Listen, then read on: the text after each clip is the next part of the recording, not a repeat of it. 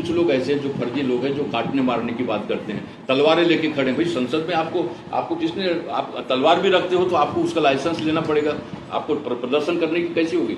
ये बहुत सी चीज़ें चल रही हैं जो संविधान के खिलाफ जो है अभी उत्तर प्रदेश के मुख्यमंत्री काम कर रहे हैं। इसलिए आप लोगों से हमारा अनुरोध है कि इस बात को निगेट कीजिए कि उनके ऊपर आरोप से लगना चाहिए, उनके ऊपर भी आतंकवाद की धारा लगना चाहिए। और ये हम केवल चर्चा में नहीं हो, हमको लग रहा है कि भाई पत्रकार हो तो आपको एक रिपोर्ट कीजिए उनमें कि ये हमारे को बहुत ही भावना हमारी ये हुई है। ठीक है, बहुत बहुत सर उस पर रिपोर्ट आपका क्या डिमांड रहेगा? क्या हमारा रिपोर्ट ये है कि हम तो ये चाहते हैं कि देखिए हमारे किसी भी लोगों को हथियार लेके चलने की कोई जरूरत नहीं पड़ेगी, हर आदमी की सुरक्षा होगी। हमने ऐसा नहीं कि कल्पना की बात है, सम्राट अशोक और मौर्य वंश का जो जितने भी हमारे ओबीसी के जो राजा महाराजा थे उस समय शिवाजी महाराज के भी भले ही वो मतलब हथियार लेके चलते थे, लेकिन उसके राज में आदमी दरवाजा खोल के चल रहता था तो कोई चोरी नहीं होती थी। तो इस तरह से हमने वो सिंधु घाटी की सभ्यता का भी आप पढ़े होंगे, और आप मौर्य काल का तो स्वर्ण युग अगर किसी को कहते हैं तो मौर्य काल का युग था। तो इसलिए बहुत सी चीजें हैं जिसमें हमको केवल इसको आज के आधुनिक युग में विस्तार करना है। बाकी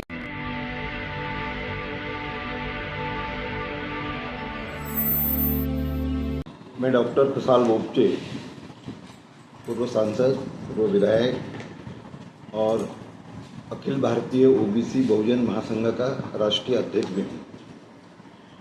हमारा कार्यक्रम ही ये मूलतः बाबा साहब शाहू फुले अम्बेडकर इन विचारों को इस देश के जनता तक पहुंचाकर उनके जो राइट्स हैं इसकी जागृति जनता तक पहुंचाना, और आज वर्तमान में या जब जब भी कोई सरकार जो भी रहेगी और उस सरकार में अगर कुछ खामियां होगी तो उन खामियों को पब्लिक के सामने उजागर करते हुए उनको लोगों के सामने रखकर उसको लोगों को मार्गदर्शन करना, ये हमारा मूलतः उद्देश्य है। और इसके कारण आज इस बैठक का मकसद ही मतलब संविधान बचाव का मतलब अभी हम देखते आ रहे हैं कि भी आज जो सत्ताधारी हैं वो संविधान की तो बात करते हैं, लेकिन उस संविधान को अनौपचारिक रूप से क्रश करने का काम जो हो रहा है तो ये भी लोगों तक के पहुंचना चाहिए।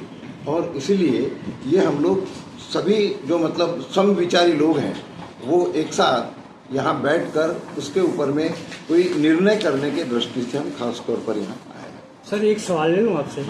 सर आप जो संविधान है, संविधान के बारे में दुष्प्रचार ये फैलाया जा रहा है कि ये संविधान ऐसा है कि इस संविधान की वजह से भ्रष्टाचार, महंगाई, गरीबी, अभी तक कितना लोग को कोई विकास नहीं हुआ देश का, ये संविधान की वजह से है। आपका क्या जवाब रहेगा इसमें? मैं तो ये कहता हूँ कि ये सोच ही मूलतः गलत है। अगर संविधान नहीं होता तो ये देश ही नहीं चलता। और जिस देश में देश आज़ाद होने के बाद में एक साथी सूजी भी नहीं बनती थी, उस देश में आज हम लोग मतलब अंतरिक्ष में पहुँचे, ये कोई कहिए 14 में नहीं पहुँचे हैं। तो ये सारी चीज़ें संविधान में अगर नहीं होती अंतर्भूत तो शायद हम ये कुछ भी कर नहीं पाते। आज देश का जितना भी विकास है वो संविधान के कारण है। अगर संविधान नहीं होता तो वही राजेशाही पद्धति रहती और एक आदमी कहता और वो फॉलो होता। हाँ, ये बात जरूर कहूँगा कि 14 के बाद में फिर से वही स्थिति तैयार करने का काम आज देश में हो रहा है। एक आदमी कहता है और उसको फॉलो सारे लोग करते हैं, मतलब संविधान खतरे में है, ये हमारा कहना है। सर एक सवाल और आपसे है कि बाबा साहब कहे थे कि मैं हिंदू धर्म में पैदा हो गया, हमारे बस की नहीं थी, लेकिन मैं हिंदू धर्म में नहीं मरूंगा। तो क्या जो बाबा साहब ने मनुस्मृति को जलाया तो उस मनुस्मृति को जलाना चाहिए या पढ़ना चाहिए? सर दो सवाल है। कैसे है, एक तो पहली बात उन्होंने पढ़े, उन्होंने मनुस्मृति का अध्ययन किया और अध्ययन किया करके उस मनुस्मृति में क्या खामियां हैं ये बाबा साहब ने निकाली, और उन खामियों के कारण यहाँ का आदमी जैसा नहीं तो उसको एक जानवर का स्वरूप बाकी के सब लोग मानते थे।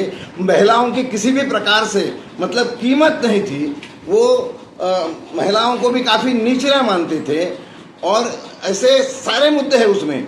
तो इसके लिए बाबा साहब ने वो मनुस्मृति को जलाया, और वो जलाना जरूरी था क्योंकि देश अब मनुस्मृति पे नहीं चलने वाला था, देश अब संविधान पे चलने वाला है।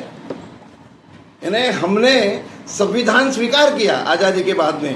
पहले राजा बोले दाढ़ी हाले, यानी एक राजा होता था, बाकी सब लोग, कायदा कोई नाम की चीज़ नहीं थी। लेकिन हमने अगर संविधान स्वीकार किया है, सर्वधर्म सर्व यानी पक्ष जैसा हम बोलते हैं, सेकुलरिटी सेकुलरिज्म, तो इसके कारण बगैर संविधान के देश चल नहीं सकता था और आज भी देश उसी पे चल रहा है। तब भी बाबा साहब ने ये भी बात कही थी कि संविधान तो कितना भी अच्छा हो, लेकिन देश चलाने वाले लोग अगर अच्छे नहीं रहेंगे तो इस संविधान से खतरा होगा, अन्यथा नहीं। सर एक सवाल और रह गया, बाकी और लोगों में एक सवाल और रह गया। बाबा साहब ने 22 प्रतिज्ञाएं दिया था, तो 22 प्रतिज्ञा जरूरी है या पंचशील जरूरी है? मैं तो ये समझ के चलता हूँ कि भी प्रतिज्ञा कुछ भी ले लो आप, उन प्रतिज्ञाओं को अमल अगर हम नहीं करते हैं तो उन प्रतिज्ञाओं का कोई अर्थ नहीं रहता। नहीं सवाल तो, और इसीलिए पंचशील तो वो यानी कैसा है कि अपन बौद्ध धर्म ये अगर स्वीकार किए हैं तो उसके लिए महाकरुणी तथागत गौतम बुद्ध जी ने जो पंचशील दिया है उसको स्वीकार करना जरूरी है। नहीं तो क्या 22 प्रतिज्ञा लेना जरूरी नहीं है? मैं तो आपको पहले ही कहा, जब बौद्ध बनेंगे तभी तो। खाली प्रतिज्ञा करके अगर उनको आप फॉलो नहीं करते तो अमल में नहीं लाते तो उन प्रतिज्ञा करके क्या अर्थ है?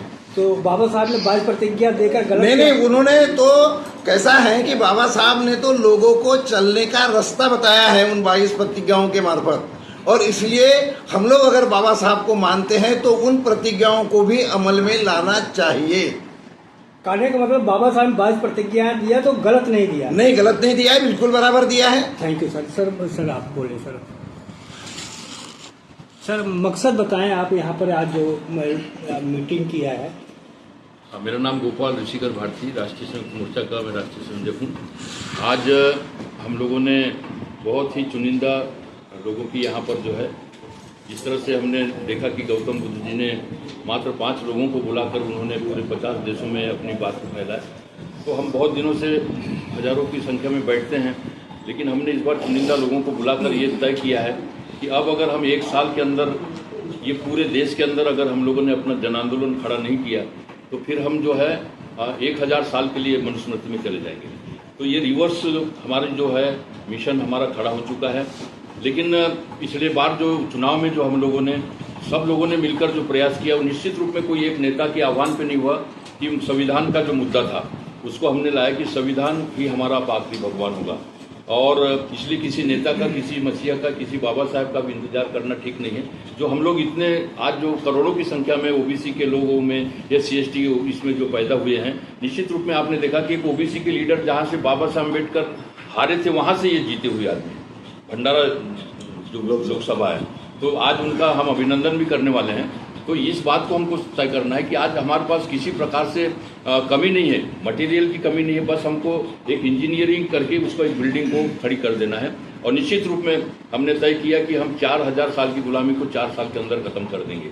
आज माननीय काशीराम जी ने इतनी लीडरशिप खड़ी किया है चारों तरफ से, निश्चित रूप में आज वो बटी हुई है, हजारों संगठन में बटी हुई है।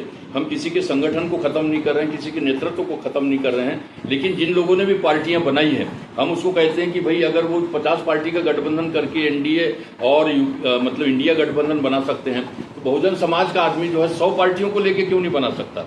तो इसके ऊपर हमको मिलजुल के ही काम करना पड़ेगा। और सबसे पहली बात है कि हम जो कांग्रेस के खिलाफ या गांधी के खिलाफ आज गोंडसे खड़ा हो गया, तो हम गोंडसे के साथ खड़े नहीं हो सकते। गांधी के साथ हमारी विचारधारा में भिन्नता है, लेकिन गांधी जी ने ही बाबा साहब अम्बेडकर के साथ पैक्ट किया था, पुनः पैक्ट के चलते ही आरक्षण हमको मिला, जिसकी वजह जो आज हमारे बड़े बड़े अधिकारी कर्मचारी बैठे हैं, वो आरक्षण हमारे राजनीति में भी हमको जो है ओबीसी के लोगों को भी मिलना चाहिए। इस प्रकार से हमारी जिसकी संख्या जितनी भारी उसकी उतनी भागीदारी, तो तमाम मुद्दे हमने अपने छोटे से पम्पलेट में दिए हैं। और आज जो है एक बड़ी खुशी की बात है कि ओबीसी के अंदर जो हमारी शिकायत थी कि उसके अंदर नेतृत्व पैदा नहीं हुआ है, आज आपके सामने ऐसे जाबाज लोग हमारे जो ओबीसी के अंदर खड़े हैं। और इतना ही नहीं बल्कि हमारे साथ ज़्यादा ओबीसी के नेतृत्व की ज़्यादा संख्या है। और निश्चित रूप में आने वाले समय पे हम लोग जो है, अगर हम मोदी से हम कहते हैं तो मोदी हमारे सामने ऐसा कुछ नहीं है, उसके पीछे जो RSS है ये बड़ी मनवादी ताकत है। और आज हमने यहाँ पे एक डिसीजन ले रहे हैं, अभी हम बिहार चुनाव में भी हमारा एक अच्छा मतलब जो है योगदान होगा सारे लोगों का। और इस तरीके से दिल्ली को अभी हम स्ट्रांग करने के लिए यहाँ पे खड़े हैं कि हमारा जो एक 24 आवर्स चलने वाला कार्यालय हो, और जो आपकी जितनी भी शंकाएं हैं, है ना, तो ऐसे कुछ चीज़ें हैं जिसके ऊपर अभी हम 5वीं पढ़े आदमी को हम MA की कक्षा पढ़ा देंगे। 22 प्रतिज्ञा क्या है, बाबा साहब के सामने 10 लाख लोगों ने धम्म दीक्षा ली। मेरे ख्याल है 1% आदमी भी नहीं जानते थे कि वो बुद्ध धर्म क्या है। बुद्ध धर्म जानने वाले 1% भी नहीं थे, लेकिन वो जानते थे कि बाबा साहब हमारा जो है ये मसीहा है, और वो जो है हमारे को जहाँ भी ले जाएगा गड्ढे में नहीं ले जाएगा। इस आधार पे आज हमारे साथ भी लोग ऐसे बैठे जिनसे आप पूछ रहे हैं आप क्यों आए, तो उन्होंने बताया ना कि हमको बुलाया गया और इनके साथ हम खड़े। सर तो वो सर एक सवाल ले लीजिए, मैं कह रहा हूँ कि आज इस समय बाबा साहब के जन्मदिन पूरे देश में लोग मना रहे हैं, 1 महीना तक मनाएंगे। आज जो बाबा साहब का 100 यात्रा निकाले थे, आज वो भी जन्मदिन मना रहे हैं, क्या कहेंगे? देखिए, बाबा साहब अम्बेडकर का 1 दिन 2 दिन हमने इसको बाबा साहब की जयंती वर्ष घोषित कर दिया है। हम साल भर के अंदर जो हमने साल भर का टारगेट आपको बताया, 1 साल के अंदर हम पूरे देश के अंदर एक जन आंदोलन खड़ा करेंगे। और हम ऐसा नहीं कि देखो हमको नेता मान लो कह के नहीं है, हमारी एक विचारधारा जा रही है जिसमें आज राहुल गांधी के हाथ में भी संविधान आ गया। अब उतना ही नहीं बल्कि आज जो है नरेंद्र मोदी भी अपने माथे पे संविधान ला दिया। वो केवल और केवल जो है आज हम लोग जो यहाँ बैठे राष्ट्रीय संयुक्त मोर्चा की देन है, जहाँ पे हमने 73 संगठनों के द्वारा जंतर मंतर में डिमोन्स्ट्रेशन किया था। और हमने करोड़ों पॉम्पलेट जो आज आपके सामने ये जो पॉम्पलेट चल रहे हैं, ये चल रहे हैं ऐसे छोटे छोटे करके, और हमने मुद्दा बनाया कि जो संविधान की बात करेगा वो भारत के अंदर शासन करेगा।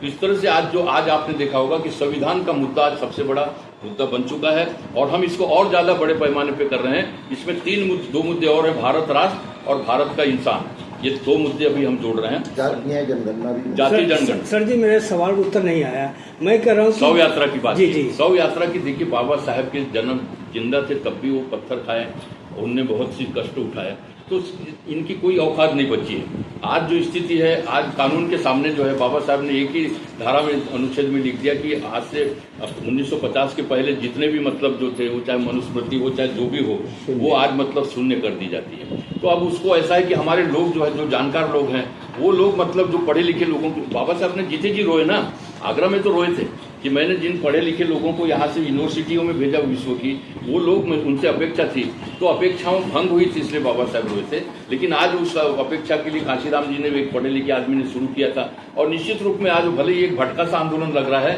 लेकिन हम उनको जोड़ रहे हैं। ये दुनिया का सबसे बेहतर मतलब जो है अभी हमने सोच और कॉन्सेप्ट दिया है।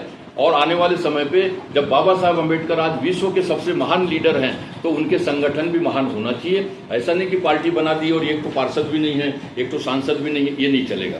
हम उनको कस रहे हैं, साँचे में ढाल रहे हैं, जो साँचे में ढलेगा वो हमारे साथ चलेगा। तो इसलिए हमने जो है पूरा कॉन्सेप्ट दे दिया भारत को कैसा चलना चाहिए। संविधान ही हमारा एजेंडा है, याद रखिए, हम कितना भी इसमें लिखे वो करें, लेकिन भारत के संविधान में हर चीज लिख दिया बाबा साहब अम्बेडकर ने। अगर वो मुश्किल से अगर मेरा ख्याल है 25% भी इम्प्लीमेंट हो जाता है, तो इस देश में जो है अगर मुकेश अंबानी की पत्नी 1 मिनट में 1 करोड़ रुपया आ रहा है, कमाती है, तो हमारा आदमी 1 करोड़पति से कम नहीं रहेगा।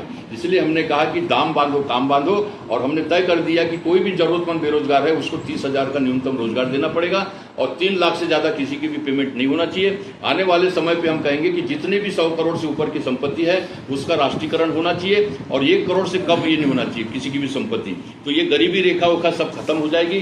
जात पात को लिखना बंद कर देंगे, अपने घर में रखो जात पात, तुम्हारा धर्म क्या है आप अपने घर में रखिए, अपने जेब में रखिए, लेकिन हमारे सामने केवल भारतीय होना हमारे लिए पर्याप्त रहेगा। सर एक लास्ट सवाल, क्या जो इस समय लोग बाबा साहब का फूलों पे तस्वीर पर माला चढ़ाए, तो फोटो पे माला, विचारों पर ताला? देखिए, वो अपना ये जो पार्टी है, बाबा साहब की जो आज मूर्ति के रूप में हम देख रहे हैं, वो हमारे कई लोग किसी ढंग से सोचते हैं। बाकी लोगों को क्या है कि आम आदमी को भगवान चाहिए, उसको मतलब देवता चाहिए। तो ये हम लोग जो है, भारत से धर्म को नहीं निकाला जा सकता। इसलिए बाबा साहब अम्बेडकर ने भी जब कहा तो बुद्ध का धर्म था, वो धर्म नहीं है, धम्म है। वो धम्म जो है आपको उसकी नियम को बदल सकते हो, लेकिन धर्म हो जाता है तो उसको नहीं बदला जा सकता। तो इसलिए उसकी बहुत सी चर्चा है, आप उसमें आपका जो थक जाएगा आपका, वो हमारी बाइट लेते लेते। तो आप 60 में लेके अपनी बात को यहाँ पे रखिएगा, हमारी बात को शॉर्ट कर करके। लेकिन ये याद रखिए कि भारत को जो है जो धर्म से अलग करना चाहा, लेकिन धर्म के नाम से हिंदू मुस्लिम सिख ईसाई ये नहीं है, ये एक मतलब पंथ है लेकिन धर्म जो है तो हिंदू बनेगा न मुसलमान बनेगा, इंसान की औलाद है इंसान बनेगा। हमारा जो धर्म है बेहतर इंसान बनाने के लिए है। बाबा साहब का जो विचार है, संत कबीर का जो विचार है, वो किसी धर्म से मतलब उसकी बैसाखी पे या उसकी दीवारें पर नहीं खड़ा है। वो जो धर्म है वो चलायमान है। जैसे नदी का पानी बहता है तो पवित्र रहता है, तालाब का पानी जो होता है वो मतलब एकत्रित रहता है तो वो सड़ जाता है। तो इसलिए हमारा धर्म जो है, आज अगर मान लो आपका संत बोल रहा है कि आपको मांस मटन नहीं खाना चाहिए, लेकिन डॉक्टर ने आपको बोल दिया कि भैया तू मरने वाला है 2 दिन के अंदर, तो फिर वो बोलेगा कि भैया अंडा खाओगे तो बचोगे। तो अब आप अंडे को बचाओगे कि आदमी को बचाओगे? सर, धीरेन्द्र शास्त्री का एक कहना है कि जाति पात की करो विदाई, हिंदू हिंदू भाई भाई, उनके बातों से सहमत है? हिंदू का मतलब ही कास्टवाद है, हिंदू इस राष्ट्रवाद। हिंदू के बारे में बहुत गलत फहमी है कि हिंदू कहने का मतलब जब तक जाति नहीं बताओगे तब तक आप हिंदू नहीं हो सकते। तो उसकी को आप राम को मान रहे हो कि नहीं, गाय को खा रहे हो कि नहीं, कि नहीं खा रहे हो, इससे कोई मतलब नहीं हिंदुत्व का। हिंदुत्व का मतलब है कि आपकी कास्ट क्या है, तो कास्ट ही मतलब जो है। तो ये राष्ट्रवाद जो बोल रहे हैं ये राष्ट्रघात है। इसको जो सरदार पटेल जी ने भी कहा था कि हिंदू राष्ट्रवाद की बात करना पागलपन है। बाबा साहब अम्बेडकर ने कहा कि हिंदू राष्ट्रवाद जो है एक राष्ट्र एंटी नेशनल है वो। तो अगर आप लोग हम लोग एक जबरदस्ती हिंदू बताए जा रहे हैं। सतयुग से लेके त्रेता युग, द्वापर युग, कहीं पर भी हिंदू शब्द लिखा नहीं है। इसके बारे में अलग से चर्चा करेंगे। लेकिन आज चूंकि हमने हिंदू, मैं भी हिंदू बैठा हूँ यहाँ पे, ये भी हिंदू बैठे हैं, तो हमने ये इसलिए हिंदू हैं कि भारत का संविधान लागू है, आरक्षण लागू है, हमको सबको बराबरी का अधिकार है, इसलिए हम हिंदू हैं। लेकिन ये क्या करते हैं, ओबीसी की गिनती नहीं करेंगे, आपको SC ST के रिजर्वेशन को खत्म करेंगे, महिलाओं के लिए मतलब मनुस्मृति लागू करेंगे, तो फिर हिंदू हमारा कैसे रहेंगे?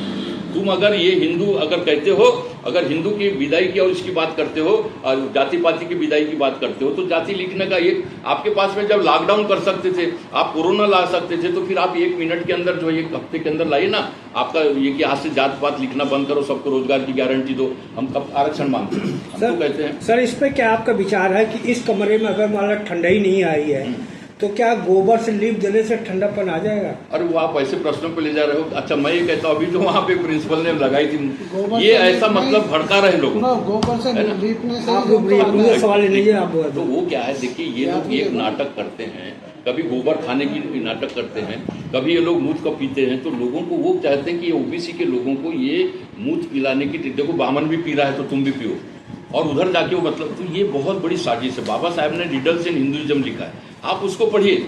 आप ये प्रश्नों के बारे में जो है, ये सब कॉलेज में चल रहा है कि बच्चों को ट्रेनिंग दी जा रही है, ये करें, रिसर्च किया जा रहा है। कॉलेज ही बंद करना चाहते हैं, महिलाओं को बिल्कुल जो है वो प्रिंसिपल। इसके पीछे क्या रही? इसके पीछे यही है कि वो शिक्षा, शूद्रों को बोल दिया आप 3 चीजें नहीं रख सकते, शिक्षा आपकी नहीं रहेगी, धन नहीं रहेगा और शस्त्र नहीं उठा सकते, तो आपका हो गया, फिर आपका क्या रहा? तो इस, लेकिन बाबा साहब ने क्या किया कि आपको मंदिर की बजाय जो है आप स्कूल में जाइए, है ना, उनके बच्चों को स्कूल पढ़ाने की बात है। मंदिर जाना एक अलग चीज़ है, लेकिन वो जो है स्कूल को बंद कर रहे हैं। आप देखिए यहाँ पे अभी बीजेपी की सरकार आ गई, वो यहाँ का स्कूल को मतलब मॉडर्न कर रहा था और अब वो सारी चीज़ खत्म हो रही है। लास्ट में एक सवाल और आप दिक्कत दे रहा हूँ। नहीं, आपको दिक्कत। तो मैं ये कह रहा हूँ कि अभी प्रयागराज में एक बच्चे को जबरदस्ती गेहूं कटाई चल रही है, उसको बोझा ढोने के लिए ले गए, उसको जला दिया गया, क्या कहेंगे इस पर? देखिए ये पूरा जब तक कि इनका जो कायम है हिंदुत्व का जो बात है, तो मनुस्मृति और ये अभी भ्रम में पैदा है। हमारे लोगों को पता ही नहीं है कि जैसे ओबीसी के आदमी को नहीं है, SC ST को, शेड्यूल कास्ट के लोग ज़्यादा अभी मतलब जो है पागल बन के जा रहे हैं, क्योंकि उनको लग रहा है कि अब हमको जो छुआछूत खत्म हो गया तो वो जाके उधर जा रहे हैं। हमारा कहना है, हमारा ये कहना है कि एक लड़की के ऊपर भी अगर मान लो रेप होता है या एक मतलब जो है आदमी को भी ऐसी हत्या होती, तो जापान के अंदर वहाँ के प्रधानमंत्री को इस्तीफा देना पड़ता है। वहाँ पे आपने जोर से क्यों बोला, इसकी जांच होती है कि वहाँ का एक इंस्पेक्टर है, वो वहाँ पे झगड़े नहीं होते।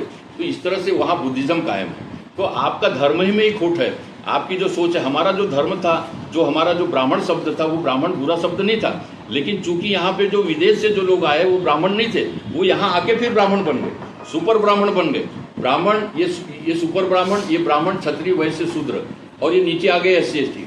ये SC ST वर्ण भी नहीं है, वो अवर्ण में आता है। इसके बारे में अलग से आपको हमको अनटचेबल जो है, हाँ, तो इसलिए आपको बहुत ज़्यादा गहराई में हम लोग जो है 7-7 दिन का कैंप लेते हैं, तो आपको अभी जो है नए सिरे से हम बताएंगे। निश्चित रूप में ये जो चीज़ है, इसके पीछे सबसे बड़ी चीज़ है कि हमारे लोगों को होली के नाम पे या दिवाली के नाम पे जुआ खेलने का, या मतलब जो है लोगों की महिलाओं की गाली गलौज देने का, ये हमारे प्राकृत त्योहार को बदनाम किया गया। उसमें गलत चीज़ें घुसेड़ी गई, महिलाओं के साथ अत्याचार करने का नई कहानियाँ गढ़ी गई। तो इसकी बहुत सी फिलासफी है। इसको आप लोग जो मिलकर अगर आप सोचेंगे कि रिडल्स इन, इसलिए बाबा साहब ने हर चीज़ करके गए। बड़े खुशी की बात है कि बाबा साहब ने कोई ऐसा चीज़ नहीं छोड़ा जिसमें हमारे समाज को मार्गदर्शन न बने। इसलिए परफेक्ट जो है लक्ष्य जो है बाबा साहब अम्बेडकर ने, गौतम बुद्ध ने दिया, और उसके लिए हम सम्राट अशोक, जो हमारे पहले के ओबीसी के लोग थे, सम्राट अशोक, गौतम बुद्ध भी साग के सब्जी मतलब साग भाजी करने वाले किसान जो लोग थे, मौर्य जो लोग थे, तो आज उनके ऊपर वो असली छत्री थे। लेकिन ये जो फर्जी छत्री आकर आज जो है राजपूताना करके ये सब चीज़ जो बताए जा रहे हैं, और आज जो करनी सेना बना के जो हमारे सांसदों के ऊपर मतलब अटैक कर रहे हैं, तो ये सारे लोग राजपूत नहीं हैं। ये लोग जो है वो कुछ लोग ऐसे जो फर्जी लोग हैं, जो काटने मारने की बात करते हैं, तलवारें लेके खड़े। भाई संसद में आपको किसने, आप तलवार भी रखते हो तो आपको उसका लाइसेंस लेना पड़ेगा, आपको प्रदर्शन करने की कैसी होगी। ये बहुत सी चीज़ें चल रही हैं जो संविधान के खिलाफ जो है अभी उत्तर प्रदेश के मुख्यमंत्री काम कर रहे हैं। इसलिए आप लोगों से हमारा अनुरोध है कि इस बात को नेगेट कीजिए कि उनके ऊपर आरोप से लगना चाहिए, उनके ऊपर भी आतंकवाद की धारा लगना चाहिए। और ये हम केवल चर्चा में नहीं हो, हमको लग रहा है कि भाई पत्रकार हो तो आपको एक रिपोर्ट कीजिए उनमें कि ये हमारे को बहुत ही भावना हमारी ये हुई है। ठीक है, बहुत बहुत सर उस पर रिपोर्ट आपका क्या डिमांड रहेगा? क्या हमारा रिपोर्ट ये है कि हम तो ये चाहते हैं कि देखिए हमारे किसी भी लोगों को हथियार लेके चलने की कोई जरूरत नहीं पड़ेगी, हर आदमी की सुरक्षा होगी। हमने ऐसा नहीं कि कल्पना की बात है, सम्राट अशोक और मौर्य वंश का जो जितने भी हमारे ओबीसी के जो राजा महाराजा थे, उस समय शिवाजी महाराज के भी भले ही वो मतलब हथियार लेके चलते थे, लेकिन उसके राज में आदमी दरवाजा खोल के चल रहता था तो कोई चोरी नहीं होती थी। तो इस तरह से हमने वो सिंधु घाटी की सभ्यता का भी आप पढ़े होंगे, और आप मौर्य काल का तो स्वर्ण युग अगर किसी को कहते हैं तो मौर्य काल का युग था। तो इसलिए बहुत सी चीज़ें हैं जिसमें हमको केवल इसको आज के आधुनिक युग में विस्तार करना है। बाकी हम पहले ही विश्व गुरु थे, और विश्व गुरु तभी बनेंगे जब हमारे विश्व गुरु तथागत भगवान बुद्ध को हम स्थापित कर देंगे, और उसके अनुसार अब हम हथियार लेके नहीं जा रहे हैं कि तुम मतलब मानो, ऐसा नहीं। तो जो भी मानता है उसको हम मुसलमान बने चाहे कोई भी बने, लेकिन संविधान को अगर मान लेते हैं तो हम ऑलरेडी, हमारा धर्म भी वही है और हमारी राज। इसलिए बाबा साहब ने कहा फर्स्ट एंड लास्ट हम इंडियन हैं, हम भारतीय हैं। तो दो ही शब्द रखा उनने, India that is Bharat. Hindi, इसका हिंदी अनुवाद किया है, किसी अनुच्छेद का हिंदी में अनुवाद नहीं किया, लेकिन बाबा साहब ने जानबूझ के उस अनुच्छेद 1 का बोला कि ये भारत राष्ट्र है, ये कोई हिंदू मुस्लिम सिख ईसाई राष्ट्र नहीं है। इसलिए हम समाज से अपेक्षा करते हैं कि जो संविधान है उसको अच्छी तरह से, उसके ऊपर एक आस्था का विषय बनाना पड़ेगा, उसको हमको एक बहुत बड़ा जो है एक अपना आइकॉन बनाना पड़ेगा संविधान को। बहुत बहुत धन्यवाद।